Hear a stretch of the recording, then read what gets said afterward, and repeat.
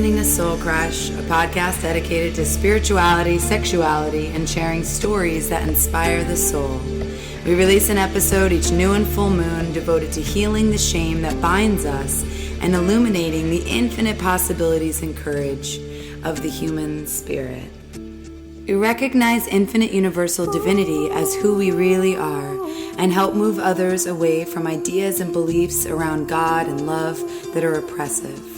We support the fullest expression of our soul's highest callings to be of service in this world. This is a celebration not of the I or of the me, but of universal love and reverence for the earth that we walk upon.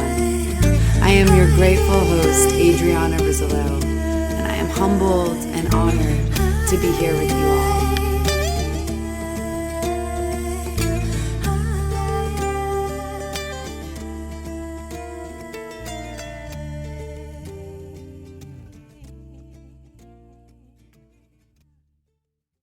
Happy full moon, everybody. Today's episode of Soul Crush, I'll be having a conversation and we'll share a little bit of practice with an old friend of mine from New York City named Bob Doto. Bob is the owner and director of the Ditmas Park Yoga Society in Brooklyn. Bob is a prolific writer and speaker on the intersection of spirituality and society, having published innumerable articles, zines, and pamphlets on the subject. He is a founding member of a renegade yoga blog, the Babarazi, which explores how the commercial yoga culture functions in the U.S.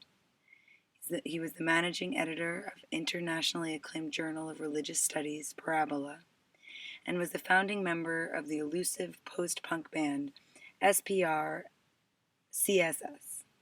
Bob received his MFA in Writing and Poetics from Naropa University's Jack Kerouac School of Disembodied Poetics in 2002, and is a graduate of the Pacific College of Oriental Medicine. His book, Press Here, Acupuncture for Beginners, comes out in the fall of 2018. I've been super inspired by Bob over the years. He just has so many different ways that he's able to create and to connect, and his blog that he used to do, the Babarazi, was just hilarious and brought so much truth to the yoga world that it was really needing. I'm so excited to share this episode with you today, and I'll start with the beginning of one of my favorite songs that was written and performed by Bob.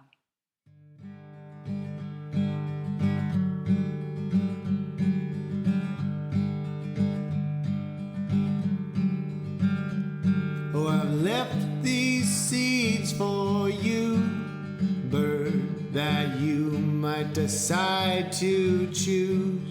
Bird, this window is your home when you do. Bird, decide to sing your tunes. Bird.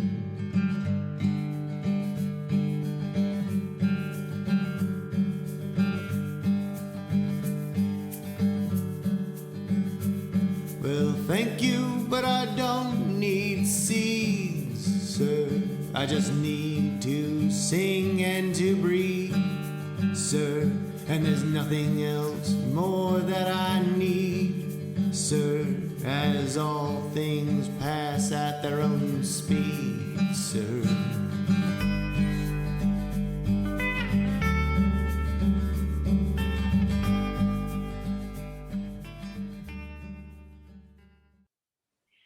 Welcome back to Soul Crush. Today my soul crush is Bob Doto. Hi, Bob. Hello, Adriana. I was trying to remember how we met. Do you have any idea? How did we meet? Goodness, that's a really good question. I mean, I feel like we might have met at a show, maybe? Yeah. Something like that. I feel like it would have been, although it wouldn't have been yoga, I don't think, because we never really lived in the same areas. I don't know. I honestly don't know. I honestly don't either. My earliest memories of you, because I was trying to trace them back, were either like going to some event at your house, you know, like maybe one of those holiday Yeah. Right. thing. Okay. Yes. Yeah, that might have been it. Or I remember going to like sex parties. Yeah. Yeah, it could have been that too. It could have been that too. I was like, those are my memories. Yeah, it could have been that. For some reason I thought it was, yeah, I guess it was one of those. Yeah, they're Either kind of, way, we had some sort of exciting or I mean, obviously I have a much more mundane remembrance. I thought it was like at like a coffee shop, but I guess it wasn't. Yeah, yeah, I'll have to think back. yeah. I have my memory from back then is not super great. It comes back more and more as I get older. Um, Okay. so who knows? But Okay. in any case, we both Bob and I both have we both did practice, and Bob still lives in New York, and I met him somehow through mutual friends, I guess, in Brooklyn when I Yes. used to live there. Yes. So I'd love to just start by asking you to share with us your let's share your journey, like the beginning, like how of your journey with yoga and or spirituality. Not that Mm, I need to like separate those two, but I mm. also feel like I kind of do in this world. Okay. But yeah. I mean, but the spiritual stuff I got into pretty. I mean, I guess pretty young.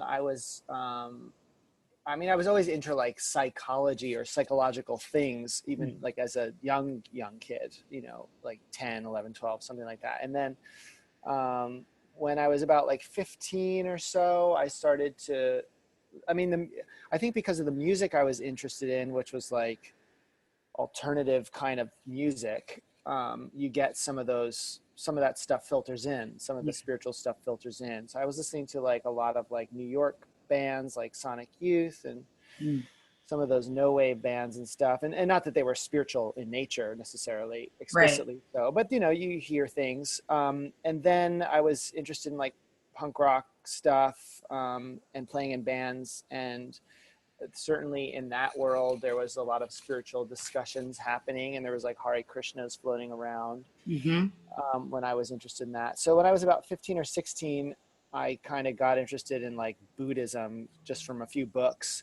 And then I said that was my first sort of like, my first sort of like different, how I differentiated myself, because there was, when I was playing in this band when I was 17 or something, there were a lot of Hare Krishnas, like I said, floating around. And then I was sort of the Buddhist guy. So I decided I would be the Buddhist and they would be the Hare Krishnas. And then we just argue about stuff back and forth. So that was like my shtick then. What But would yeah, what would that argument sound like? it was like I'm sure it was very embarrassing to think about now, but I'm sure it had something to do with like God, the nature of God or something. And like Buddhism, I thought was kind of atheist at the time, which I thought was kind of cool. And, then, and, yeah, but I loved the Hare Krishnas. I mean, I remember when I got my license, I got my first car and I put all my stickers, I had all my stickers ready to go for my car. Like before I even had the car, it was like a neighbor's old Buick. And I put all these like hardcore stickers on the car, and like there was some Hare Krishna stickers. And the first thing I did, I remember my girlfriend at the time, we drove up to Tawaco, New Jersey, and went to the Hare Krishna temple there. Mm. I remember it was a Wednesday because that was when they had their free meals. Oh So yeah. that was the first trip I took in my car, was to a Hare Krishna temple. And yeah, I just sort of befriended one or two people up there.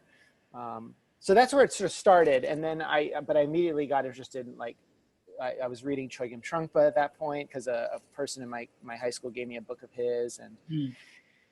and it just went into this huge arc. I was interested in that, and then that led me to, just other aspects of like the Hindu tradition, and then that led me to the Sufi tradition, and then I got Mm. really interested in Islam for a while, like heavily interested in that. And then it was always just this kind of arc of going out, knowing that eventually I should like come back and relook at the things that I grew up with and just kind Mm. of look and see that. So that was the arc that I knew was happening even then.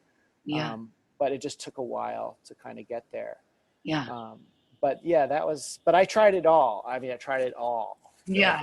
everything, like everything I could get. I'm obsessed with it. I'm Yeah. It's obsessed with one of my favorite things about you. I mean, I don't know you that well, but just, knowing you as even, from afar is just like I always feel so connected to you for that reason because I can really relate to that. Just like wanting to know, like all of it. You're just like, well, give it all. You're like, give me it all. And like, Mhm. what is, and all like spirituality and just and I think like the commonality between all the different religions and all the different like systems. It's just so Yes. it's so fascinating to me. And I really like what you said about then kind of circling back around to what you were raised with, and I'd love to hear a little bit more about that. Hmm. Well, I mean, I always knew that somewhere I picked it up early on. I don't know where I got this sentiment from, but I remember being into like Zen. I was like really into like Zen Buddhism, just, as a kid. Uh, and I thought that was really exciting and esoteric and strange and Mm. confusing, but very attractive. And I remember thinking, oh, but kids in Japan probably aren't as into it as I am because that's probably stuff that their like grandparents or their parents do. Just like I was like not interested in what my parents raised me in, which was Catholicism. So Yeah. I was like, something about that. I knew that like there was something exotic about it that was keeping me interested in it. And I just, in the back of my head, I was always like, you should come around and see what's in your sort of root tradition or whatever, your family tradition. So over the past maybe, I mean, I've always kind of been interested in the weirdo mystical side of the Christian stuff, but I was more willing to kind of not embrace it, but kind of embrace it in a way, like maybe 10 or 15 years ago, 10 years ago, probably more so, Hmm. where I just started really investigating that and just seeing like what's there. Because I always just felt like, I also always felt that there was a language barrier Mm. between the other traditions. I knew that the language is so important to so many of these traditions, and the Hindu tradition especially, where the language itself is a spiritual practice, speaking the language. And so I always felt kind of, well, no matter how into it I get, I'm always going to be one removed because it's not my language, Right. that I don't know Sanskrit, I don't know Hindi, I don't know Urdu. I tried to learn Arabic, like, Yeah. um, so to me that was really important, because the language has got so much of the magic in it. So, um, and that's what I studied in school and in graduate school was language and writing. Um, Mm-hmm. so, so You're an anyways, amazing writer, by the way. I just need to say, oh, thank you. like, so Thank you. yeah, it feels so good to read your writing. I was like Oh, thank you. doing my little research today, and I was just like, oh my god, I like haven't really read a lot of stuff that you've written in some time, so it was Hmm. really Oh, nice well, great. to know that. Thanks. Yeah. Yeah. Writing has been a big part of what I do since I was really young. I mean, really, Mm-hmm. really young, even as a toddler. But yeah, so eventually, yeah, I came back to this kind of like family tradition, and I really was like, I, I, this is our tradition. Those of us who were raised there. So Yeah. we have a right to it, and we have a right to interpret it how we want. Whereas we don't necessarily have the idea of having a right to interpret a culture that's other than our own is a little bit tricky, can be tricky. Yeah. Um, but that said, the tradition that I was raised in, I have every right to do whatever I want with it. As far as it's mine. I can do what I want. So, Yeah. so I thought that was a pretty radical thing, and I thought that would be very radical for people like me to Yeah. do that. To say, okay, why don't we go back to Yeah. what we were raised with, and actually it's all there. I mean, Right. anything you want from anywhere else in the world is there, and it's Right. available to you. It's just a bit frightening and uncomfortable to look at because, you know, it's the thing we ran away from so Yeah. long ago, so. Yeah. And I think in my experience, because I can again really relate to that, and the journey of, going so deep into, the mystical and spiritual traditions of India. And like, yeah, having that initial barrier made me feel closer to God, because Mm-hmm. everything that I was, or not everything, I'm so dramatic. Everything that I experienced as a child. Mm-hmm. Anyway, a lot of stuff, really sucked. And so, Mm-hmm. like to be like, that is not God. Like, there's no God. There was no God there. Like, I went to church, but like, fucking Mm-hmm. God was not showing up, and like initially that was my feeling. And so being in like a foreign place and having the direct experience of feeling spirit, and I also just never felt that, I don't think, as a child that I knew of, except when I like looked at the stars through my telescope. That was like the only way I really felt like safe, and like there was something out there that and in me that was like okay. Mm-hmm. um Me and the Big Dipper or whatever. Mm-hmm. And then yeah, and I feel like now a lot in the past few years, especially for me, of really like embodying a lot of the things that I've learned over the years of doing yoga, and a lot of, I guess, the things that I've experienced doing practicing yoga and meditation, and having these practices that really work, but like really bringing them into my present life and moment, and like Adriana's thing, as opposed Mm-hmm. to just being like, this Adriana needs to just totally die, and like then I'll find God, which Mm-hmm. is still my experience too. Mm-hmm. But how do I bring that in? And I feel like it's this very, at least from my perspective, this kind of divine feminine way of like integrating, the awakenings that we have, and integrating the knowledge and the expansive consciousness into where we are now, and like who we are in these bodies and with these personalities or whatever. Mm-hmm. And I feel like that also has led me to this journey of like looking at Catholicism again, and like really, it's not even like I did it on purpose. It just started happening. Like I started having like experiences of, and really feeling this connection. I mean, I've always kind of felt a connection to Jesus anyway, just because he like looks like all the men that I'm attracted to or whatever. Mm-hmm. But like, He's attractive. so obviously there's got to be something there. But Mm-hmm. like that feeling of like, oh right, like and like this Mary Magdalene kind of energy coming like into my world from different women that I was studying with, and just starting to feel like, oh, this like almost like a redemption. There was like, it was like I was having the Jesus experience or something in the past few years that Mm-hmm. helped me to understand what it was talking about. Because I think when I was there in person as a kid, I don't know that many people that were like really living that truth of like living through the power of like forgiveness and unconditional love and redemption, and like Mm-hmm. actually changing, and like experiencing those things. So yeah. Yeah, I I mean, sorry, go ahead. No, go ahead. Yeah, I mean, I think I think for many people, maybe most people, it's necessary to kind of, you have to step back and go to other places to kind of get your head straight and like have the experiences, because they're not so close to you. You know what I mean? Like, you, they're not so coded into the secular world. So if you go to India, you're able to actually be both in it and out of it at the same Mm-hmm. time. So Yeah. you can kind of experience like the richness and all that. But like, a Hindu kid, an Indian kid, like they grow up like we do.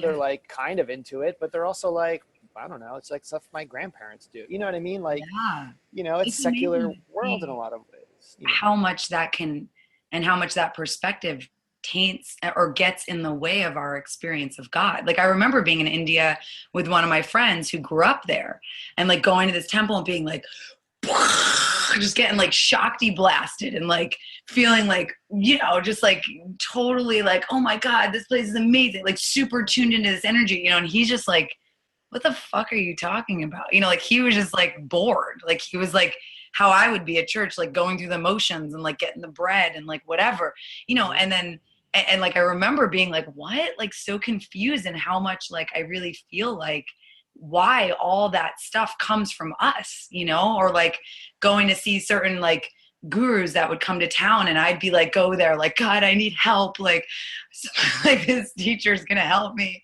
you know? And then I'd go and I'd have this like really amazing experience. And then like my friend that I would be like, that person was totally full of shit. And like my friend who I really respect as like someone on the path as well, you know, and be like, that lady was like a fake guru, you know? And I was like, well, I was like totally, totally into it.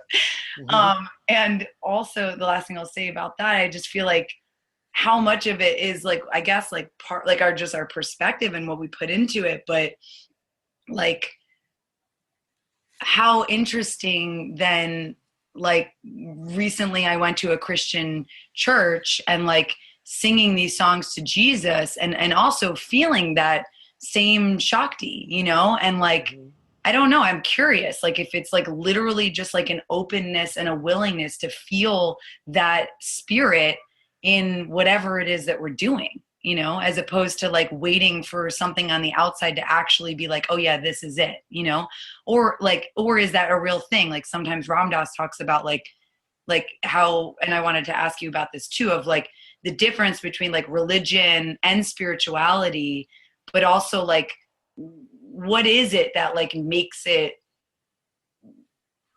I don't know if you can answer this, but what is it that gives it that spirit? Like, I know I've gone to your house and you've done these, like, you do these traditions and you hold that like energy of spirit alive. And I think that that's what, at least for me, like what it's about, you know, that's what walking a more conscious path or just, you know, wanting to be open to getting free in these ways that yoga, I feel like helps us do.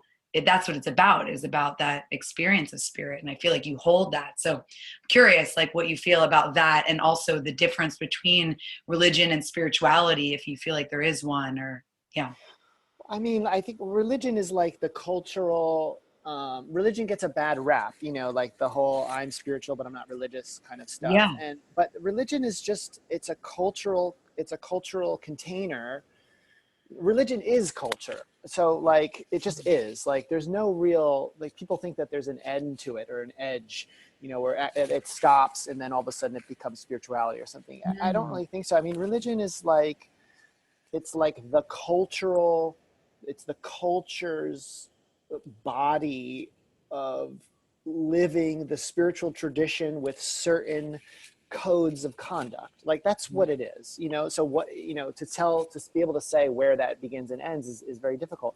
Spirituality is, well, it depends. Like how we define spirituality is just kind of like the way we define it is like the good stuff of religion without all the bullshit. Like that's kind of like, that's as good of a definition as you get. The spirituality as a term, historically and traditionally, has to do with spirit. It has to do with literally like whether it's the Holy Spirit or just the concept of spirit actually infecting the body, invested in the body, and having that experience. That is that's how it's defined, as a spiritual experience. It's the experience of spirit alive in the body, at least how I've understood. And religion is like the codes, you know, which I think are important. Religion gets a bad rap when it's your own. When it's someone else's, it's cool. You know, that's the other thing. It's like, you know, the Hindu traditions are religious traditions. Like, they are vast and varied, but they are full-on religious traditions with all the same patriarchal bullshit that's everywhere else. Right. And like, you know what I mean? So I'm glad you're saying that, because I find myself doing that as a way to like help people get on board or something. Like you're bringing something up that I feel like I do a lot that is interesting for me to explore more, you know, because I feel like I do discount religion. I mean, I totally discount religion, and not even in my own path. Like in my own path, I don't have a problem. I guess my own path is also holding space for other people, but in my personal connection to God, I'm like happy to religion. I'm like, great, like all of it, you know, but I think when I'm working with people as a yoga, or, you know, as a facilitator for people's healing and transformation and connection to God,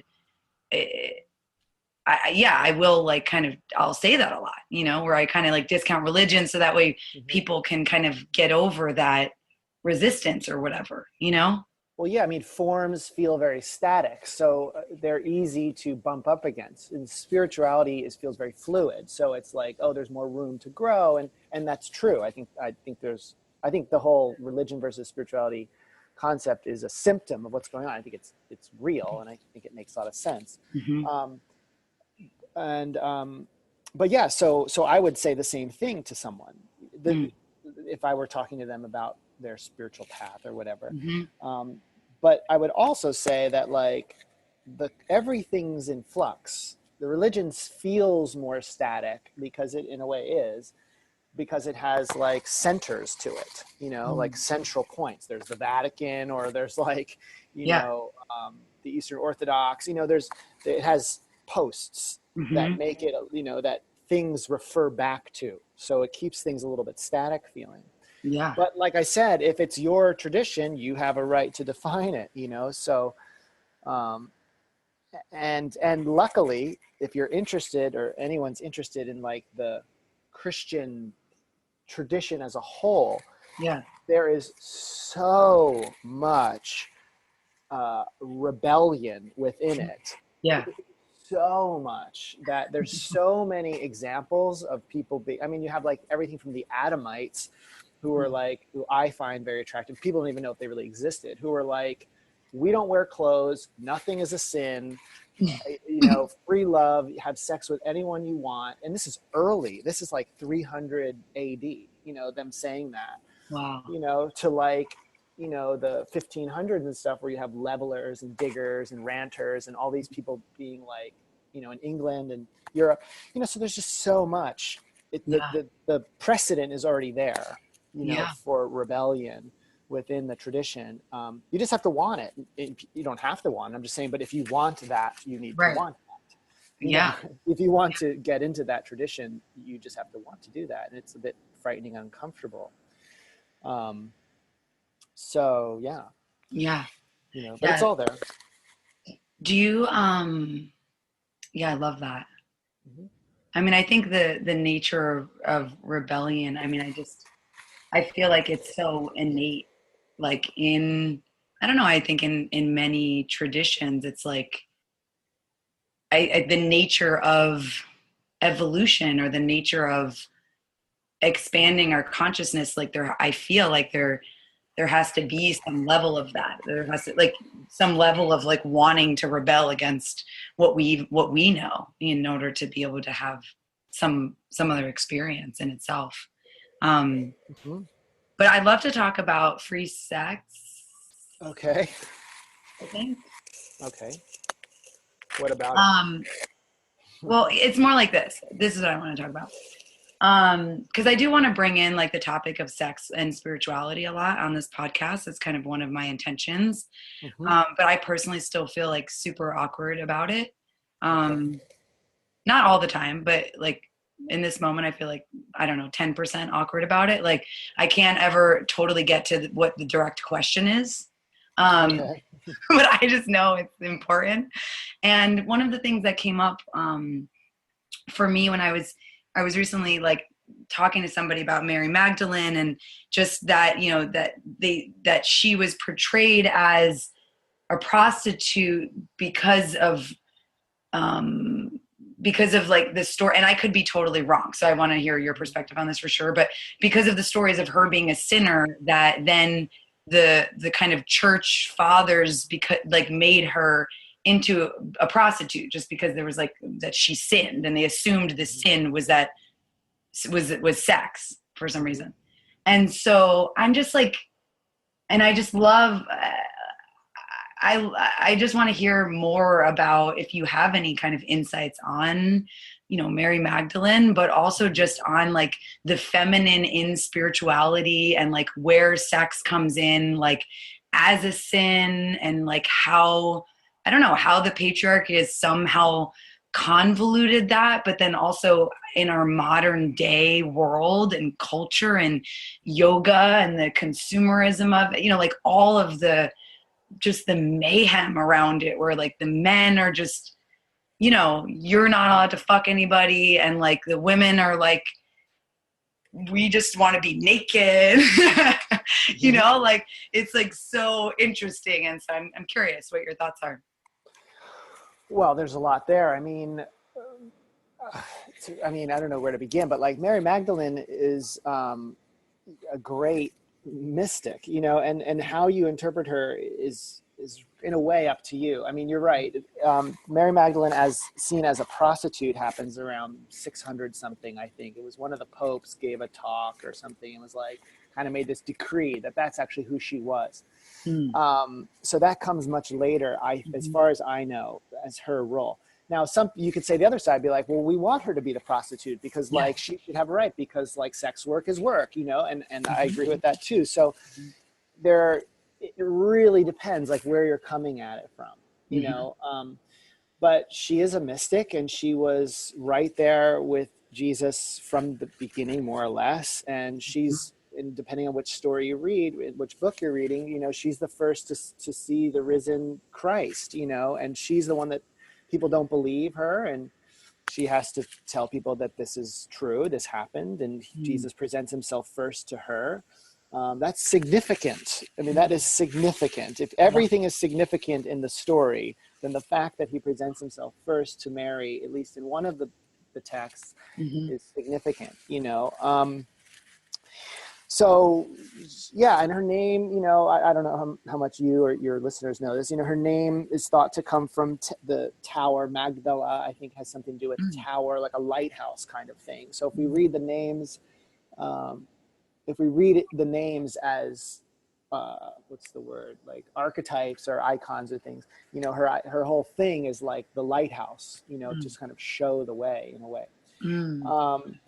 But then as far as sin, sin to me is one of the most interesting subjects. I love talking about it because because we understand it very differently than it was understood at that time. So the word sin in the Bible, I wish I had my notes in front of me, but like the word sin in the Bible is used in very different ways. The most common way it's used, and it's a wonderful thing, is to miss the mark.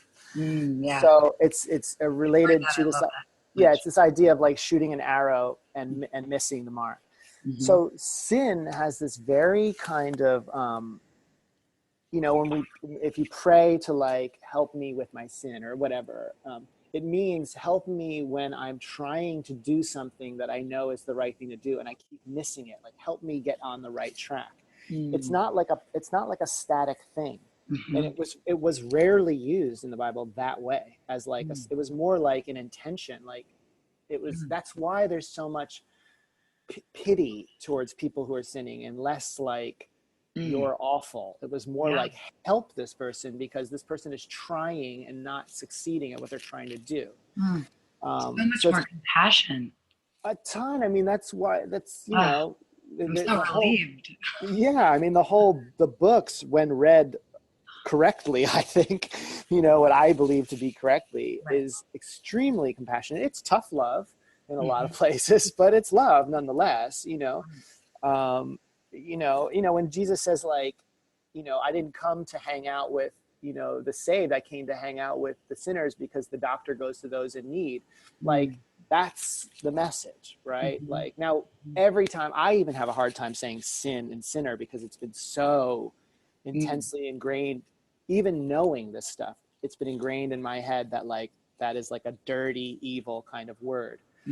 But even when I do like the Hail Mary, pray for us sinners, I always say pray for us who miss the mark. I just throw that in there.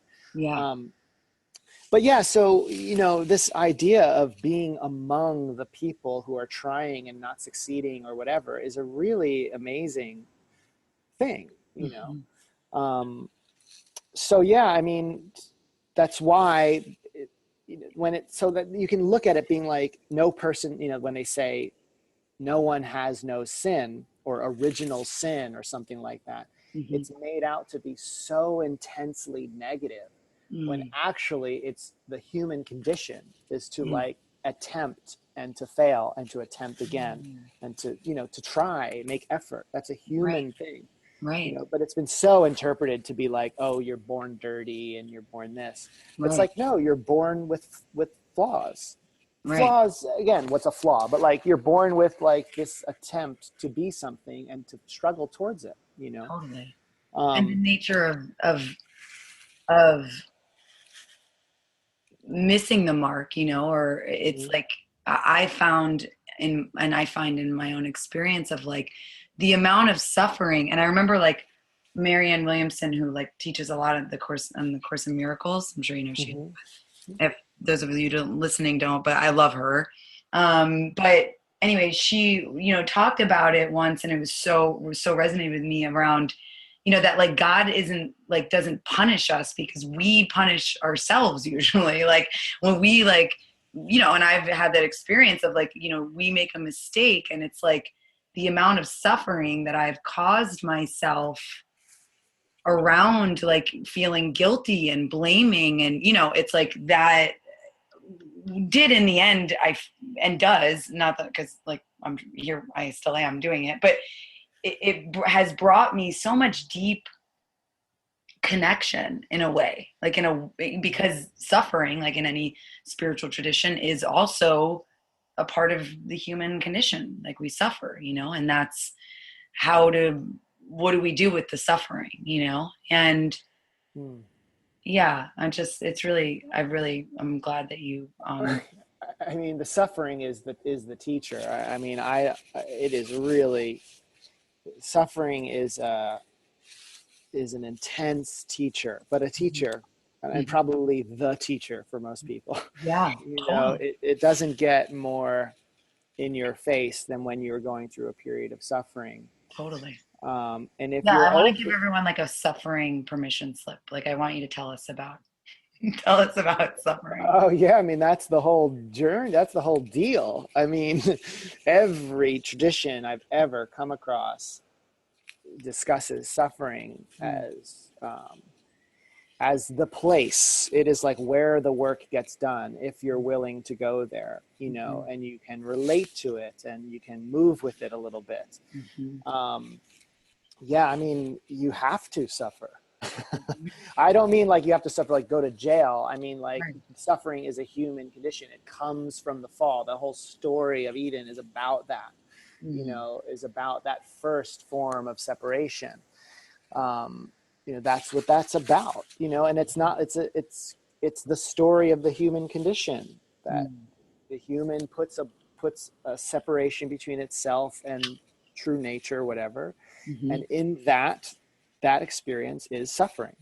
mm. And then out of that comes love, and then again you love because you suffer. Yeah, They're very, very closely related. that's And so true, and it's so hard in the moments of suffering to like really feel like it's like these blinders go on, and it's just so interesting to me how But yeah. what is it? I mean, suffering is literally the pain felt from lost love of some nature, whether it's a Mm, breakup. So if you look at it just a breakup, mhm, like, the suffering is intimately intertwined and related to the fact that you are suffering because of the intensity of the loss of what love is. mm, Suffering is like the experience of separation.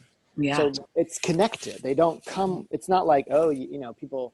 You could have like some quip on Instagram. It's like, yin and yang, or like love without suffering. It's like, no, they really yeah, are related. Like intertwined. they do not, they are because of the other. Mm, um Emotional love, there's of course love, right. but Why do you yeah. think it's so hard for so many?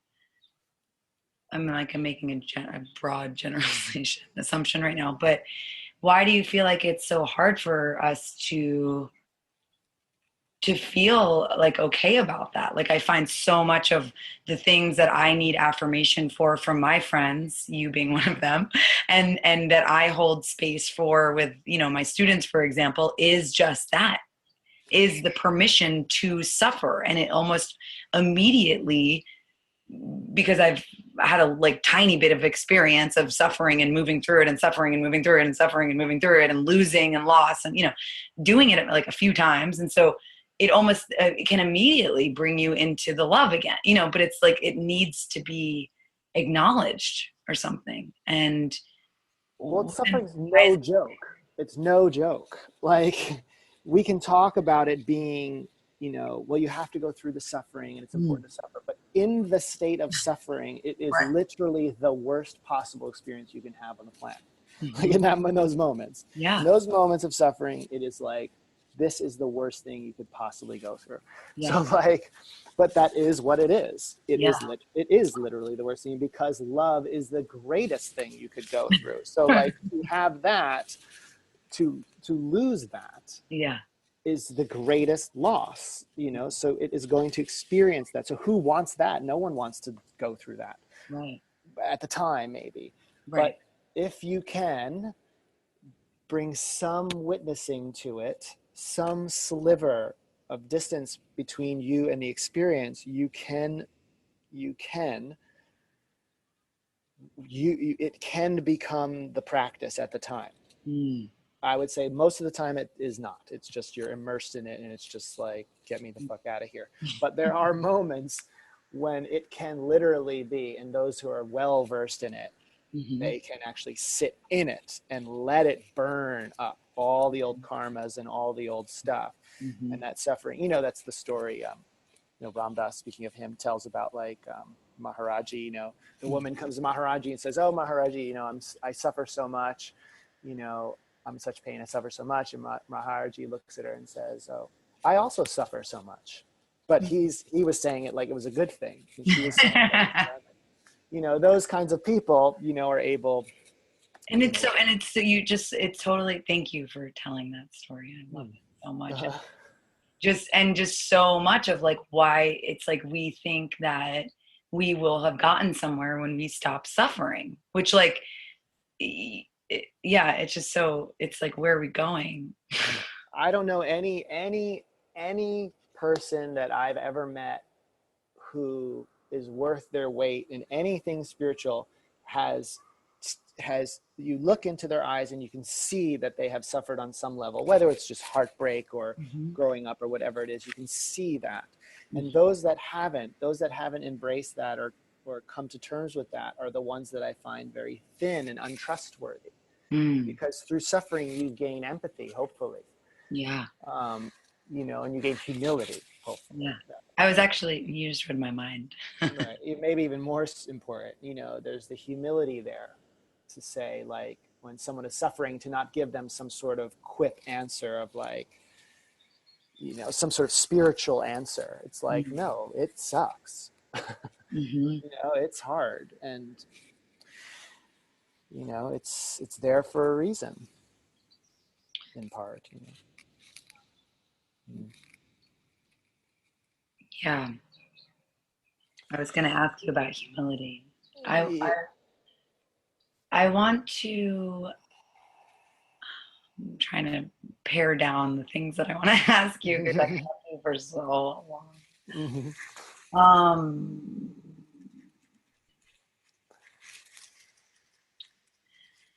I want to ask you, you teach yoga, yes? I do, yes. I want to ask you why and what you love about teaching yoga, or why you teach yoga. Well, I think, so So I teach students individually. So I teach them not privately, but like in a group setting where they learn the practices individually. And you have a studio. And I have a little place where I do that.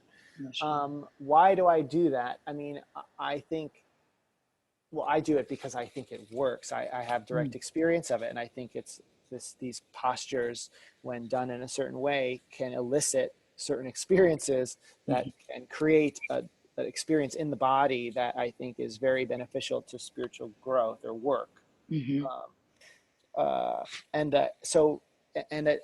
have yet to find anything else that I have a physical practice that I've ever found that can compete with that or compare to that. So so I know it to the degree that I know it, and I teach people what I know. So Mhm. that's why I do it, you know. Yeah. Um, and I have just seen students who really put the time in just just change. I don't know what their personal life is because I don't get to see that, but I can see their how they change in the center, you know, in Hmm. the center where I teach. Hmm. Um, so yeah, there's nothing that compares to it as far as a physical practice goes. Um, yeah, and all the traditions have some physical element to them. I don't know Yeah. any that doesn't have something, you know, that's whether it's bowing or prostrating or whatever Yeah. that doesn't involve the body in some way.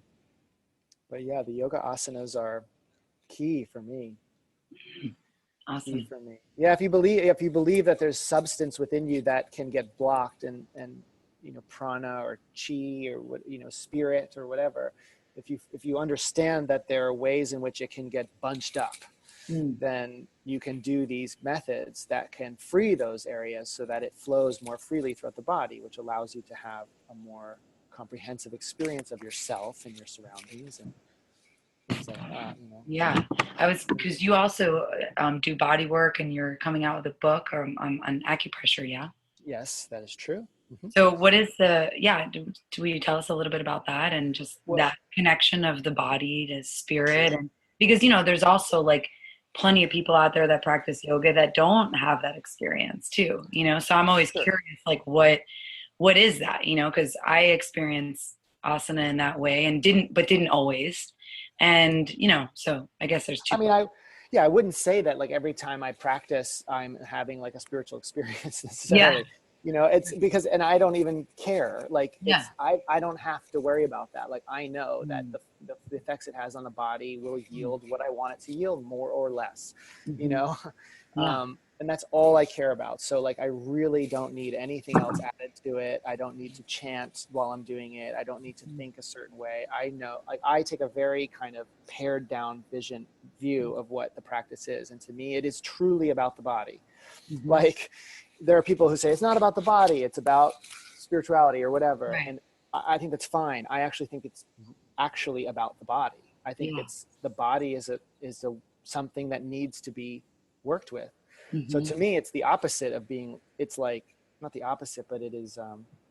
It is about the body. Yeah. um, and then the body work. You know, working on other people, I think, is for me has really shown me how important it is to have other people do things to your body to help you better function. Mm. Because there's also this idea you can swing the other way, which is like, I'm self-reliant, I don't need anything, I just do my yoga practice, and like if that doesn't heal it, then I don't care, you know, whatever's going on in my body. But Mhm. actually, we're social beings, and like right back to the apes, you know, there's people, I mean, animals grooming each other and helping each other physically. Mm. And I think body work is a more Mm. elaborate maybe form of that grooming, Yeah. where it's like your shoulder's messed up. Let me help you put it into a state where it can heal itself. Mm. Well, the body always does the healing. You know, we Yeah. just recreate the conditions where the body can do that. That's for every medicine, whether it's NyQuil or Chinese body work. It's all creating conditions where the body can heal itself. Mm. Um, Totally. yeah, you know.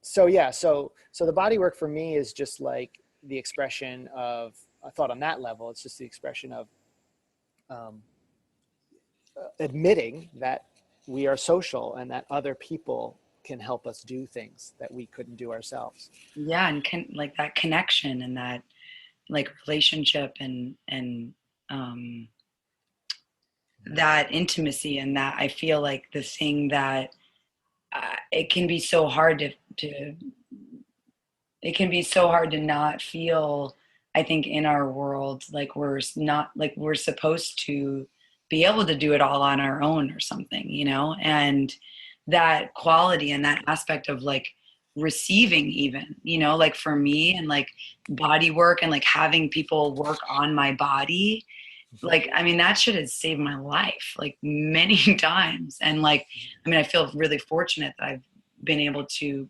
have that experience a lot. And I also just like in the years of changing and growing so much, and in my years of practice too, like with meditation and on like a spiritual level, it's like that literally will like keep me in my body, like in moments where I don't know, there's like an intense thing happening and I'm like kind of might be like feeling like I'm losing my mind. And it's like, well, if I can just, even if I didn't have a lot of money and I would just go to get acupressure for fucking $12 or whatever, you know what I mean, at the place down the street, and like there's something would happen where like that would bring me, or that would bring like some reality back to what was what was really going on, Mm-hmm.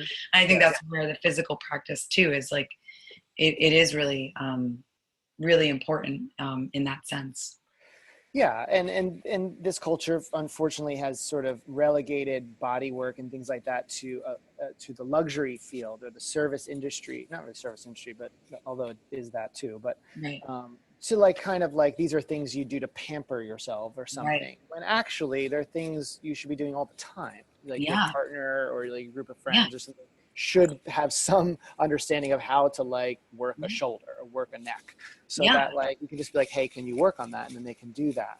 Yeah. And to not be touched is like very, like, I love what you said about like how primal it actually is to be touched and groomed. And, I mean, I was a hairstylist for so long, and like having, like being in that field of energy and like how crucial that is. Like I went through a period of time where it was like, I had like no touch. And I also was like, just in like one of the hardest moments in my life where I wasn't taking that step to like go get I just didn't do anything for like however many months it was, like 6 months or something.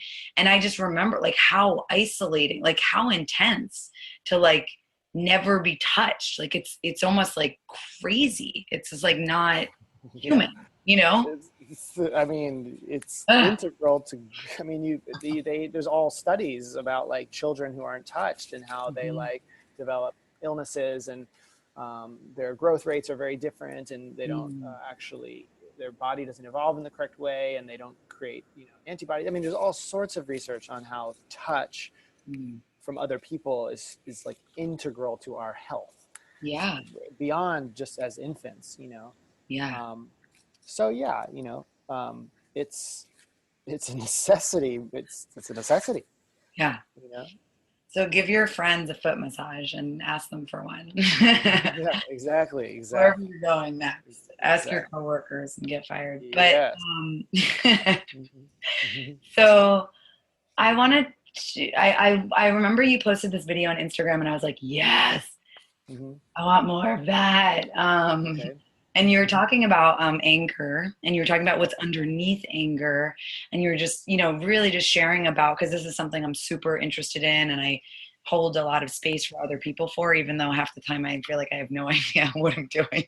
Okay. It comes up, and I'm like, okay, I'm still loving you. I have no idea, but Mhm. and I like, hope, and I make sure they have like therapists and stuff too, but because I'm not a therapist. But anyway, in the process of healing and transformation, like the work that I do, it's like the emotional body, which I feel like has been ignored in some systems, and even in my path of yoga, of spiritual connection and healing, has been ignored. It's been like really like my emotions were kind of like, well, you need to, shift your state out of the emotion, and so, which worked depending on who I was around and if I was in and around an energy that was able to help me do that.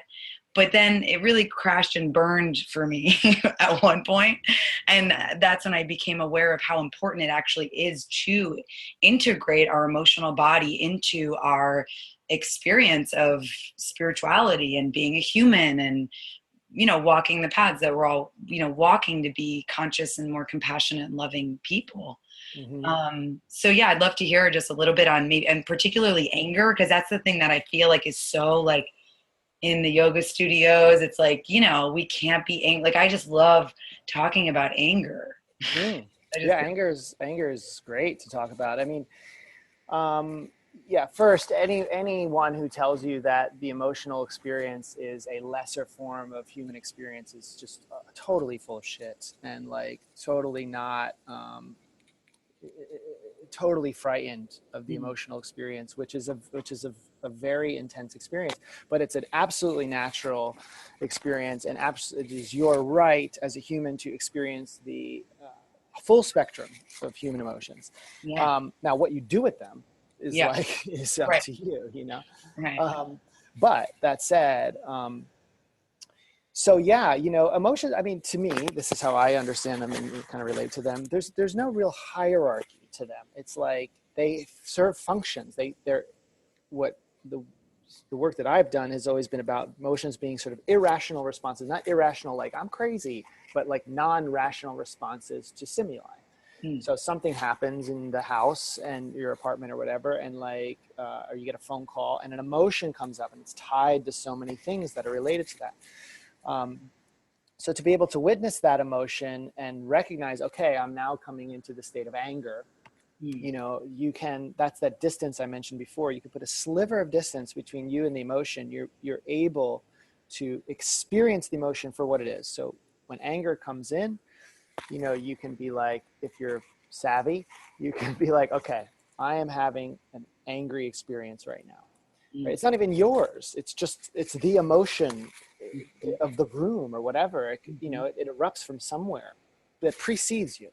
Mhm. So, but anger serves a very interesting function, like in a lot of ways. A lot of times, anger is the thing, anger is a great way to put distance between you and the subject. Mm. So, because it is loud, it is abrasive, it is possibly frightening to the other. Say there's another Yeah. person you're angry at, it's maybe frightening to the other person. So Terrifying. it creates distance, right? And Mhm. so it's very protective. Like anger is very protective, you know, of yourself in a lot of ways. It's like Mhm. you get, you know, you're almost trying to push someone away from you with the volume of your voice if you're yelling.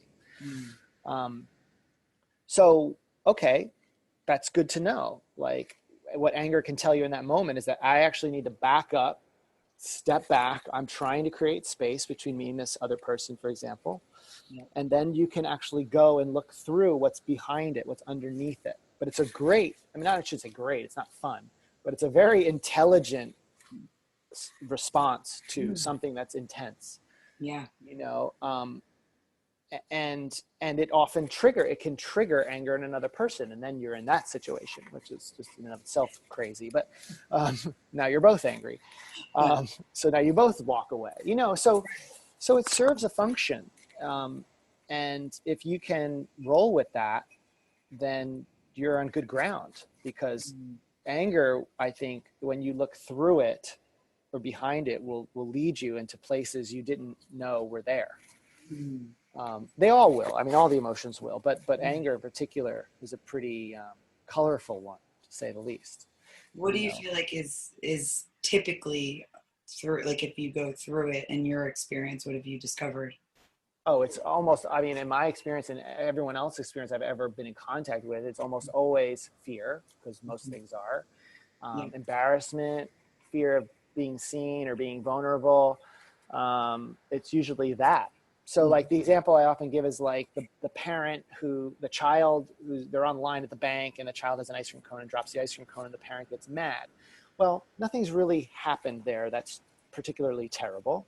Mhm. You know, someone can come and just clean it, but the parent probably feels some sense of embarrassment, that now someone's going to have to clean that they're going to clean up after their child, and Mm. now that parent probably feels like other people are looking at him or her, Mm. and so now they feel seen, and they feel, you know, it's that. So anger is just the sort of frontline response, you Mm. know, quick, you know, to shut it all down, Yeah.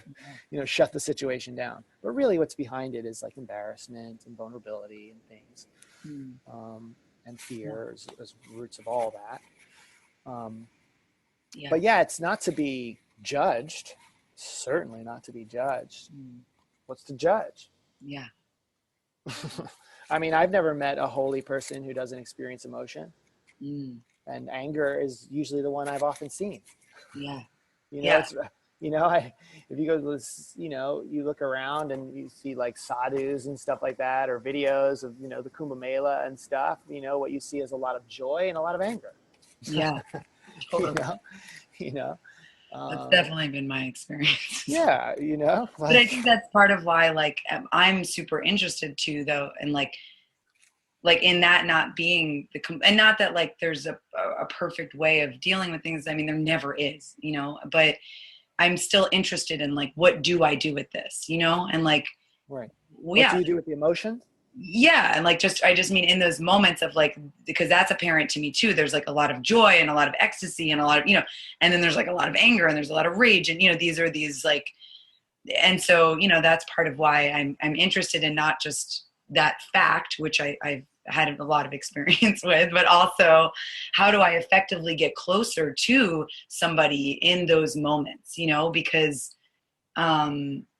or closer to myself, I guess, is the thing. But then in relationship, how, like, that's just such an interesting thing to me of like navigating it. And I think what you're sharing is really useful in terms of like really just having more awareness around it, and around where it's coming from and what is the root and what is the desire, and I want to, it's something that I've wanted to ask you of like, for me, oftentimes it feels like the desire to be seen, because I oftentimes when I feel angry and I'm in relationship to another person, I guess depending on who it is, but there's been many times where I want to get closer. So it's like, this gets into like attachment theory, like a bunch of other stuff that we don't have time to talk about right now, but it's interesting because like that experience of me wanting to get closer and like two people, and then if the other person's triggered, their response is for sure to get far away from me. Mm-hmm. Mm-hmm. So it's like an interesting it's just an interesting thing that I'm kind of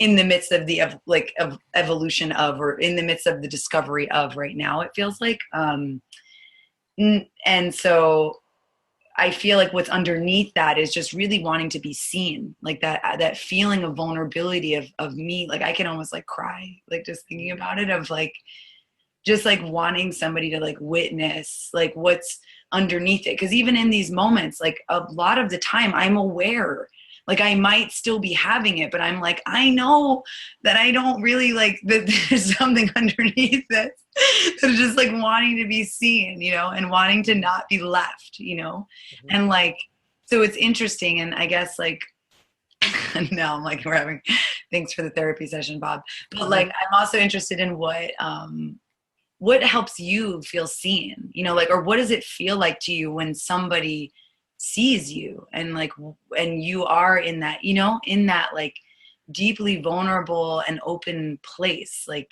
what does that feel like to you, or what does that look like to you? What is it? What does it look like to me to be seen? Yeah, what does it feel like? I mean, it's complicated. I mean, I think that, I think that's very different for very different people, because Mm-hmm. it depends on how you were raised. If you were raised in an environment where being seen was an extremely rewarding experience, then being seen is something you might feel very comfortable with.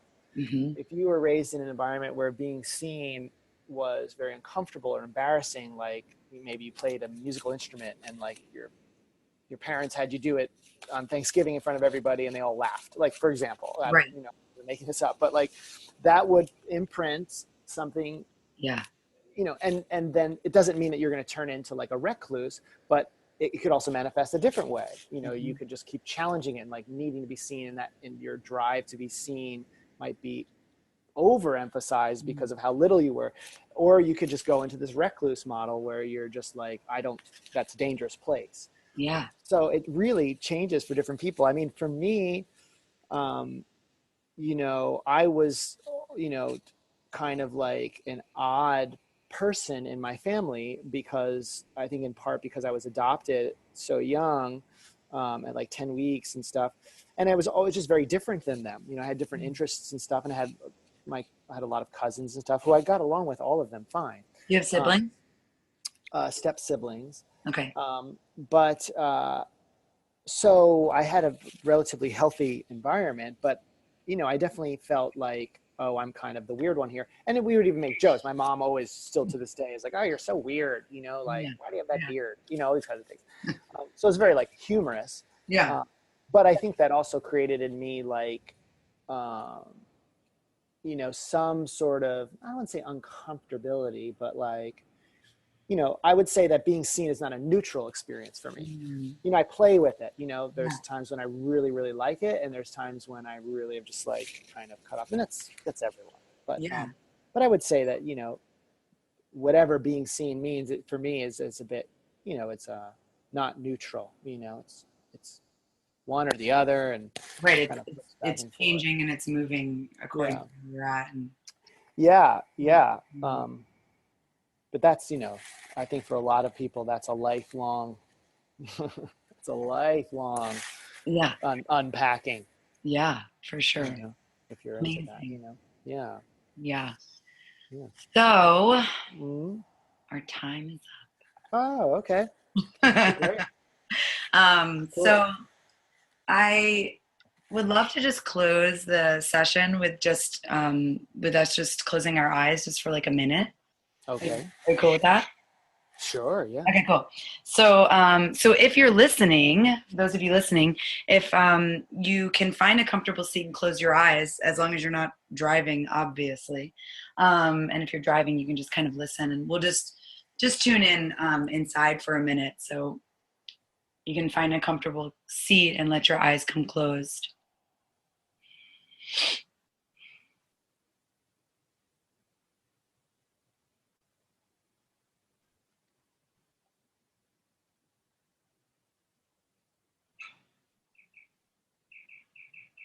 Just take a moment, feel where you're sitting. You can feel your seat on your couch or your floor or wherever you're sitting, your car seat.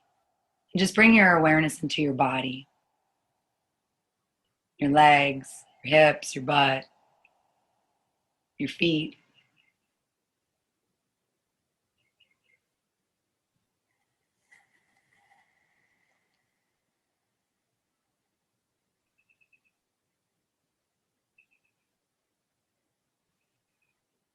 And then take a breath right down into the center of your chest. And just bring your awareness into your heart.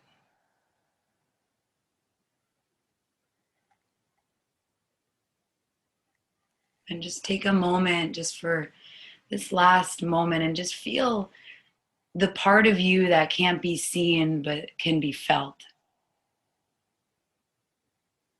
And see if you can connect in this moment to all the other souls or that part that's in all of us that can't be seen but can be felt, that can be experienced in some way. And just let yourself really like soak that feeling up. The part of us that is all the same. The same even as the vibrations and the sound of that bird.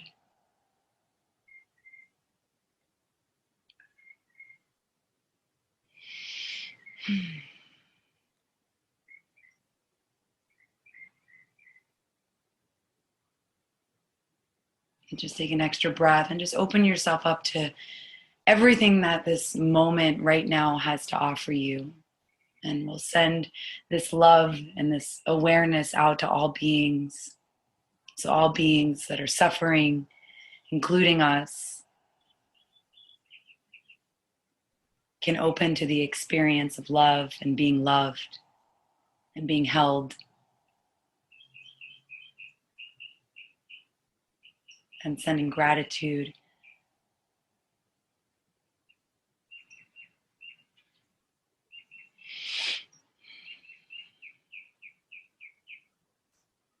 And just feeling the preciousness of your own life.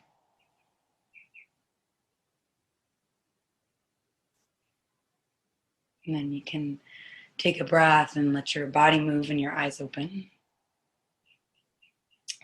You can give yourself a hug if you feel inspired. Mm. You hug it out.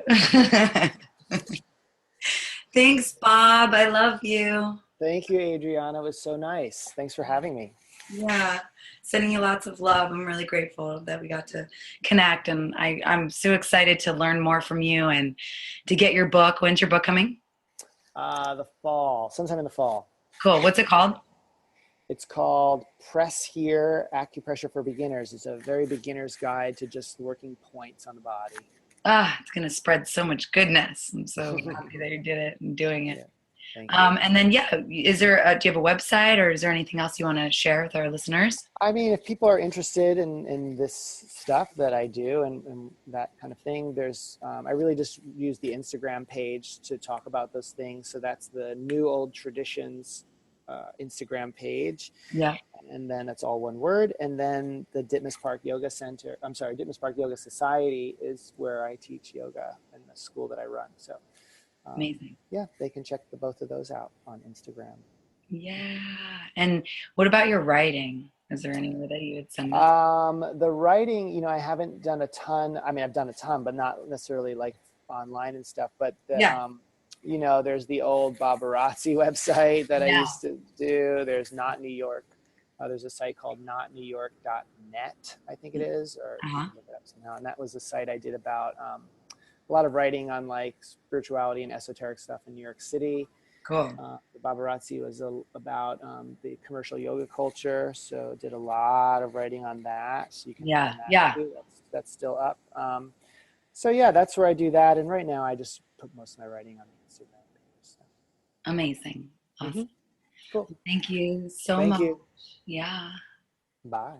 Bye. But if you don't eat these seeds, bird, then who's gonna sing and breathe for she? Bird, when you go and fall out of your tree. Bird, just when she needs you more than me. Bird.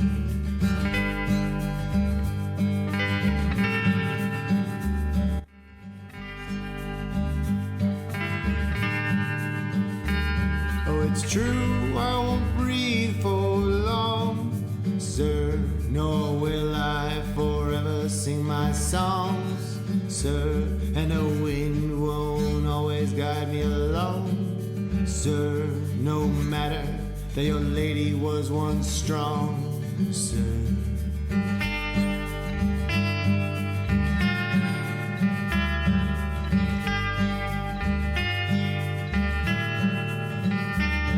But what will I do when you go, bird, and the ground gets covered in its snow, bird, and my lady continues to throw, bird, her brain at the wind when it blows, bird.